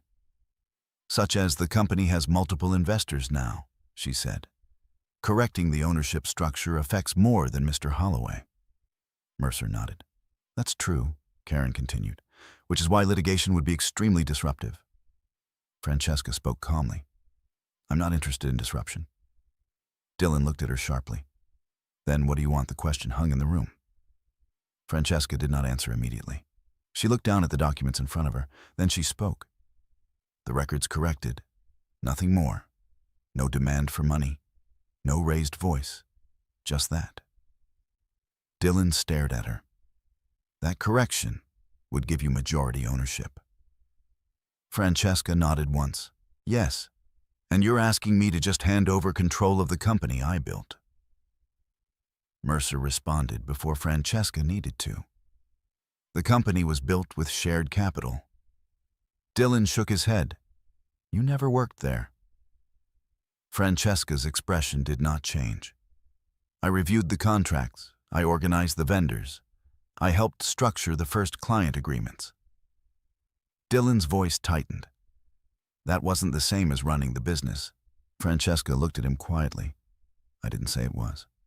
The calmness in her tone unsettled him more than anger would have. Mercer returned the conversation to the documents. Our proposal is simple. He placed a final paper on the table. The corporate records are corrected to reflect Mrs. Holloway's rightful share percentage. Karen Whitfield studied the page.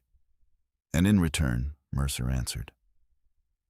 Mrs. Holloway has no intention of dismantling the company. Mark Sullivan looked up. That sentence mattered. Mercer continued. The goal is accurate ownership, not destruction. Dylan leaned back in his chair. For several seconds, he said nothing. Then he spoke again, this time more slowly. You waited 6 years to do this. Francesca looked at him. No. I waited until I understood the records. Dylan studied her face. Perhaps for the first time in years, he was trying to understand the person sitting across from him rather than the story he had created about her. You could have come after the company earlier, he said. Francesca shook her head. Earlier, I was trying to survive. The words were quiet, but everyone in the room understood what they meant. Dylan looked down at the chart again. 52%. Majority ownership. Karen Whitfield closed the folder. We'll need time to review the proposal. Mercer nodded. That's reasonable. The meeting ended without raised voices. Without threats, just documents, numbers, and the slow recognition that the structure of Holloway Logistics had shifted in a way no one in the room could easily ignore. As Francesca stood and prepared to leave, Dylan spoke once more. Francesca. She paused. When did you start planning this? She looked at him for a moment. I didn't. Dylan frowned. Then how did we get here? Francesca picked up her bag by following the records. And with that, she walked out of the conference room. The board meeting took place 2 months after the negotiation session. By then, the situation had moved beyond private discussion between lawyers. Too many people had become involved. Investors, lenders, corporate advisors, and eventually the board of Holloway Logistics itself, Great Lakes Capital Bank, had also taken notice. When a company carries significant credit obligations, ownership disputes are not treated as personal matters. They become financial risks. The bank's representatives requested a formal review of the company's equity structure.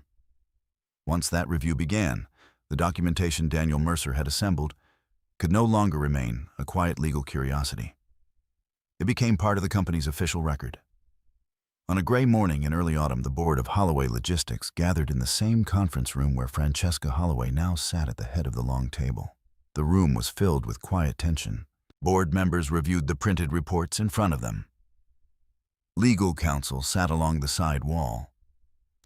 Mark Sullivan occupied his usual seat near the middle of the table, though his expression carried a weight it had not held in previous years. Dylan Holloway entered last. He paused when he saw Francesca already seated at the head of the table.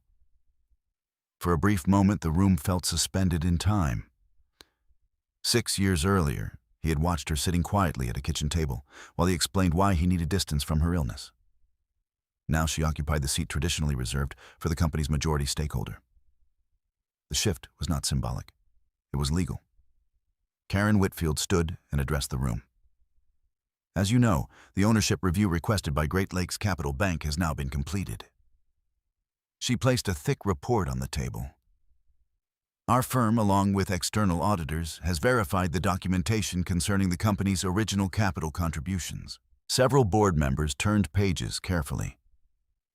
Karen continued. The findings confirmed that the funds used to establish Holloway Logistics were drawn from a joint marital account belonging to Dylan Holloway and Francesca Holloway. A quiet murmur moved through the room. The early history of the company had rarely been discussed at the board level. For most investors, Holloway Logistics had simply appeared as a successful logistics firm with a confident founder. Karen turned another page. Because that initial capital was never formally separated into individual ownership, the resulting share allocation did not reflect the full legal ownership structure. She paused before delivering the final line. After correcting the equity calculations, Francesca Holloway holds a controlling interest in the company. The room became completely still. Some board members glanced at Dylan. Others looked toward Francesca. She remained calm. Hands folded on the table, expression steady. Mark Sullivan cleared his throat quietly. The recalculated share distribution has been included in the report. A chart appeared on the screen at the front of the room. The numbers were clear. Francesca Holloway, 52%. Dylan, a Holloway, 31%. Remaining shares distributed among investors and financial stakeholders. For the first time since the company's creation, Dylan Holloway no longer held control. One of the board members spoke first, Thomas Greer, a senior investor who had joined during the company's expansion years. This is a significant change. Karen Whitfield nodded. Yes. Thomas looked toward Francesca. Mrs. Holloway, do you intend to assume operational control of the company? Francesca answered calmly. No. That response created visible surprise around the table. Thomas leaned forward slightly. Then what is your intention? Francesca spoke with the same quiet clarity she had carried throughout the process. "I intend for the company to continue operating," another board member asked. With Mr. Holloway still as CEO, Francesca looked toward Dylan. For a moment their eyes met. Then she returned her attention to the board. "That decision belongs to the board and the shareholders." The statement was simple, but everyone in the room understood its meaning. She had not come to dismantle the company. She had come to correct its foundation. Karen Whitfield resumed the meeting. With the ownership adjustment confirmed, the board must now formally recognize the updated share structure. The resolution was read aloud. The votes were recorded. One by one, board members approved the correction. The final vote was unanimous. When the process ended, the corporate secretary signed the document. The company's official records were updated. Francesca Holloway became the majority owner of Holloway Logistics. No applause followed, no celebration, just a quiet acknowledgement that the structure of the company had changed. The meeting began to dissolve slowly. Board members gathered their papers. Lawyers exchanged brief conversations. Mark Sullivan remained seated for a moment longer. Finally, he looked toward Francesca. "I didn't see this coming," he admitted. Francesca nodded. Most people didn't. Mark studied her expression. "You could have done this years ago," Francesca answered simply. "Years ago, I was in chemotherapy." Mark looked down. There was nothing to add to that. Across the room, Dylan remained seated. He had not spoken since the vote. The man who had once controlled every major decision in the company now watched the boardroom empty without him. Francesca gathered her documents quietly. When she stood to leave, Dylan finally spoke. "Francesca," she paused, "did you ever plan to destroy the company?" The question carried exhaustion more than anger. Francesca looked at him. "No. Why not?" She considered the answer carefully. "Because the company employs people who did nothing wrong." Dylan leaned back in his chair. For the first time in years, he seemed uncertain about what to say. "You waited," he said finally. "Yes." "You let the company grow?" "Yes." Dylan shook his head slowly. "I thought you disappeared." Francesca's expression softened slightly. "I was raising our son." The words landed gently in the quiet room. Dylan looked down at the table. Outside the tall windows, Chicago's skyline stretched across the horizon. The company he had built still existed. The trucks still moved across highways. The warehouses still operated. But the story he had told about ownership had changed. And the person who now held the majority of that story had never needed to shout to make it happen. Francesca picked up her bag. "I hope the company continues to succeed," she said. Then she walked toward the door. The days following the board vote were surprisingly quiet. No dramatic headlines appeared in the business press. No public scandals erupted. The ownership correction was filed within corporate documentation and disclosed through the company's regular reporting channels. For most outsiders, it appeared as nothing more than a technical restructuring. But inside Holloway Logistics, the atmosphere had shifted. For years, the company had revolved around Dylan Holloway's authority. Now that authority had changed shape, not vanished, but no longer absolute. The first formal meeting after the ownership adjustment took place the following week. This time, Francesca attended as majority shareholder. She arrived early the same way she had during the previous board session. Mark Sullivan was already in the room reviewing financial projections. When he saw her, he nodded respectfully. "Good morning. Good morning." He hesitated before speaking again. "The bank representatives will be joining remotely today." Francesca understood what that meant. Great Lakes Capital Bank wanted reassurance. Ownership disputes could make lenders nervous. Francesca took a seat at the table and opened the financial report Mark had prepared. The numbers told a story she had already suspected. Holloway Logistics had grown quickly over the last several years. New contracts, additional warehouses, a larger fleet. But the expansion had also created heavy obligations. loan covenants, operational costs. Logistics companies lived in a delicate balance between movement and margin. Too much expansion too quickly could strain even successful firms. Mark pointed to a section of the report. Our biggest pressure right now is fleet financing. Francesca nodded. The trucks purchased last year. Yes, and the interest rates increased. Mark looked slightly surprised. You already reviewed the financing terms. Francesca gave a small smile. I used to review contracts. Mark returned the smile. That's becoming clear. The meeting began shortly afterward. Board members joined the call. Bank representatives appeared on the screen. Karen Whitfield summarized the legal resolution. The ownership correction has been fully documented and filed, she explained. There are no remaining disputes regarding the equity structure. One of the bank officers spoke. As long as governance remains stable, our financing agreement remains unchanged. Francesca listened carefully. When the bank finished outlining its expectations, she spoke for the first time during the meeting. Holloway Logistics will continue operating under the current executive structure. The statement carried weight. Several board members exchanged glances. The bank representative nodded. That continuity is encouraging, Francesca continued. My goal is operational stability. Nothing more. No declarations of authority. No dramatic leadership speeches. Just clarity. The meeting ended within an hour. Afterward, several board members approached Francesca privately. Thomas Greer, the senior investor, spoke first. I expected you to push for immediate changes. Francesca shook her head. Sudden changes create instability. Thomas studied her carefully. You understand corporate governance well. Francesca answered simply. I understand systems. Across the room, Dylan had remained quiet through most of the meeting. For the first time since the company's founding, he was no longer the most powerful voice in the room. Yet, Francesca had not attempted to remove him. That fact unsettled him more than open conflict might have. When the room finally cleared, only the two of them remained. Dylan stood near the window. Chicago traffic moved far below. You're leaving me in charge, he said without turning around. Francesca closed her folder. I'm leaving the company operational. Dylan turned toward her.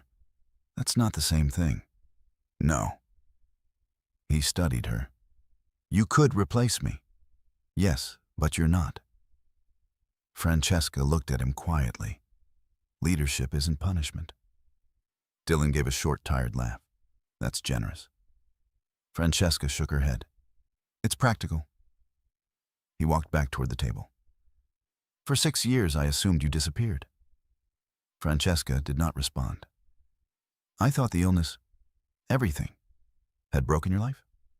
Francesca met his gaze. It changed it. Dylan looked down. I told people you were unstable. Yes. I told investors you weren't involved in the company. Yes. And you never tried to correct me. Francesca folded her hands calmly. People reveal themselves over time. Dylan exhaled slowly. You waited, yes. For what? For the truth to be documented. The words were not spoken with bitterness. They were simply factual. Dylan leaned against the table. I spent years building this company. I know. And now, I'm working for you. Francesca shook her head gently. You're working for the company. That answer ended the conversation. Dylan had no immediate response. Francesca gathered her things and walked toward the door. Francesca. She stopped. Why didn't you try to humiliate me in that meeting? Francesca turned back. Because she understood the question. Public humiliation would have been easy. She could have repeated his words from years earlier. She could have reminded the board that he had abandoned her during cancer treatment. But she had not done any of those things. Because humiliation doesn't repair systems, she said. Dylan watched her carefully. And revenge, Francesca considered the word. Revenge is loud, she said. Accuracy is quiet. For a moment, neither of them moved. Then Francesca nodded politely and left the room. In the weeks that followed, Holloway Logistics stabilized. Operational reviews corrected several financial inefficiencies. Fleet costs were restructured. Vendor contracts renegotiated. Employees noticed the changes gradually, not through announcements, but through improved clarity in decisions. The company continued moving freight across the Midwest. Trucks still rolled out of warehouses each morning. Dispatchers still coordinated routes. For most employees, the ownership correction remained a distant corporate detail. But inside the executive offices, the balance of power had quietly shifted. And the person holding that power did not use it to dominate. She used it to steady the system that had once nearly collapsed under the weight of someone else's ambition. 6 months after the ownership correction, Holloway Logistics looked almost the same from the outside. The trucks still carried the same logo. The warehouses still operated along the highways stretching across Illinois, Indiana, and Wisconsin. Dispatch screens inside the operations office continued blinking with route updates and freight schedules. For most employees, the company had simply moved through another quiet corporate adjustment. But inside the leadership structure, the atmosphere had changed in subtle ways. Decisions now moved more slowly, more carefully. Financial projections were reviewed twice instead of once. Contracts were examined with greater attention to long-term risk. Many employees assumed those changes came from the board. In reality, the influence came from someone who rarely raised her voice during meetings. Francesca Holloway attended board sessions once a month. She did not sit at the head of the table anymore, unless protocol required it. Most of the time, she listened. She reviewed reports. She asked questions that often seemed small at first, but revealed larger patterns. How does this expansion affect our debt ratio next year? Have we confirmed the supplier compliance update? What happens if fuel prices rise 10% this quarter? The questions were simple, but they forced the room to slow down. Mark Sullivan had noticed the difference almost immediately. One afternoon after a meeting, he approached Francesca in the hallway. "You know something interesting," he said. Francesca looked up from the folder she was carrying. "What's that?" "Your questions are making everyone more cautious." Francesca smiled faintly. "That's not a bad thing." Mark nodded. "Not for a logistics company." He paused for a moment before continuing. Dylan's style was different. Francesca did not respond immediately. Mark finished the thought carefully. He moved fast. Yes, and sometimes too fast. Francesca closed the folder. "Speed creates opportunity," she said. "But it also creates risk." Mark gave a quiet laugh. "You sound like an operations manual." Francesca shrugged slightly. Systems matter. Across the office floor, Dylan continued working as CEO. The first months after the ownership change had been difficult, not because Francesca interfered. She didn't, but because the structure around him had shifted. For years, every major decision had ultimately depended on his authority. Now that authority existed within a framework he did not fully control. Yet, Francesca had never used her majority stake to challenge his role publicly. Instead, she watched, observed, exactly the way she always had.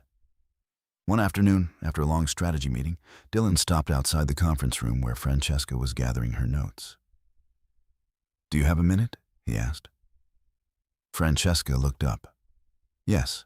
They walked toward the quieter side of the office, overlooking the loading docks below. For several seconds, Dylan said nothing. Finally, he spoke. "I expected something different." "Different how, after everything that happened?" "I thought you'd try to push me out." Francesca looked down at the trucks moving slowly across the yard. Would that improve the company? Dylan hesitated. Maybe not. Then why do it? He leaned against the window frame. Most people would. Francesca considered that quietly. Most people weren't trying to survive chemotherapy while raising a 4-year-old. The statement was calm, but it carried the weight of memory. Dylan exhaled slowly. "I know I failed you." Francesca didn't respond immediately, because the truth of that sentence had already been established years earlier. "I'm not here to discuss the past," she said. Dylan looked at her. "You never talk about it." Talking about it doesn't change it. He nodded slightly. That sounds like you. Francesca turned back toward the conference room. I have to leave soon. For Ethan, yes. How old is he now? 12. Dylan absorbed the number quietly. He had missed many of those years. Not entirely absent, but distant. Phone calls, occasional weekend visits arranged through careful schedules. Never the daily presence he once might have had. He's doing well, Dylan asked. Yes. Francesca's answer carried quiet certainty. He likes science. Dylan nodded slowly. That sounds like you. Francesca smiled faintly. He likes building things. For a moment, the conversation drifted into something almost ordinary. Then Dylan spoke again. I used to think strength meant control. Francesca waited. But watching how you handle this, it's different. She tilted her head slightly. How so? You never tried to win. Francesca picked up her bag from the conference table. I wasn't trying to win. Then what were you doing? Francesca paused before answering. Correcting the record. Dylan looked down at the floor. That's what this was for you. Yes. And now Francesca walked toward the door. Now I go home. Outside the office building, the afternoon sun reflected off the glass towers of downtown Chicago. Traffic moved steadily along the streets. Francesca walked toward the parking garage where her car waited. Her phone buzzed as she reached the elevator. A message from Ethan appeared on the screen.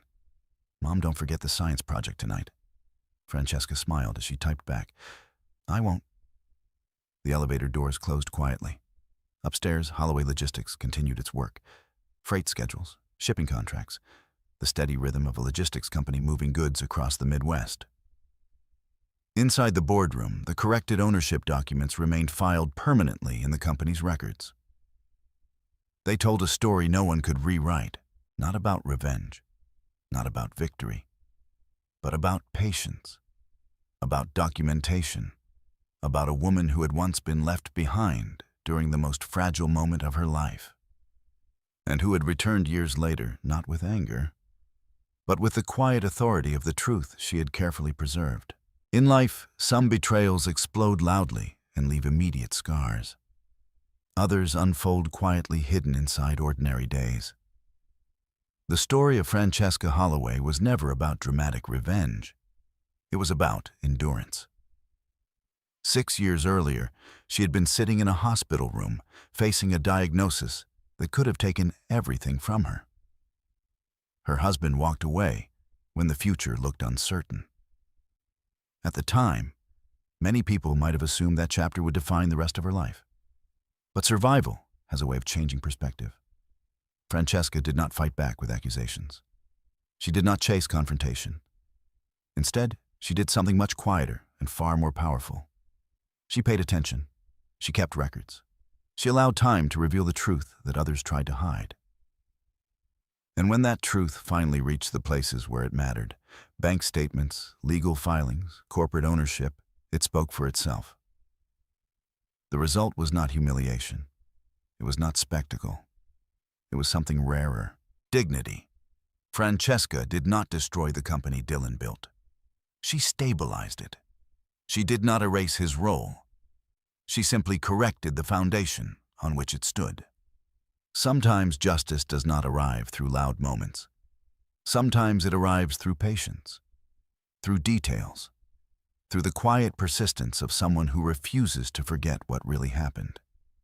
If this story stayed with you, take a moment to share where you're watching from and what time it is where you are. These stories travel far, and it's always meaningful to see how many places they reach. And if you appreciate stories about quiet strength and truth that takes time to surface, consider liking the video and subscribing to the channel. There will always be more stories like this one.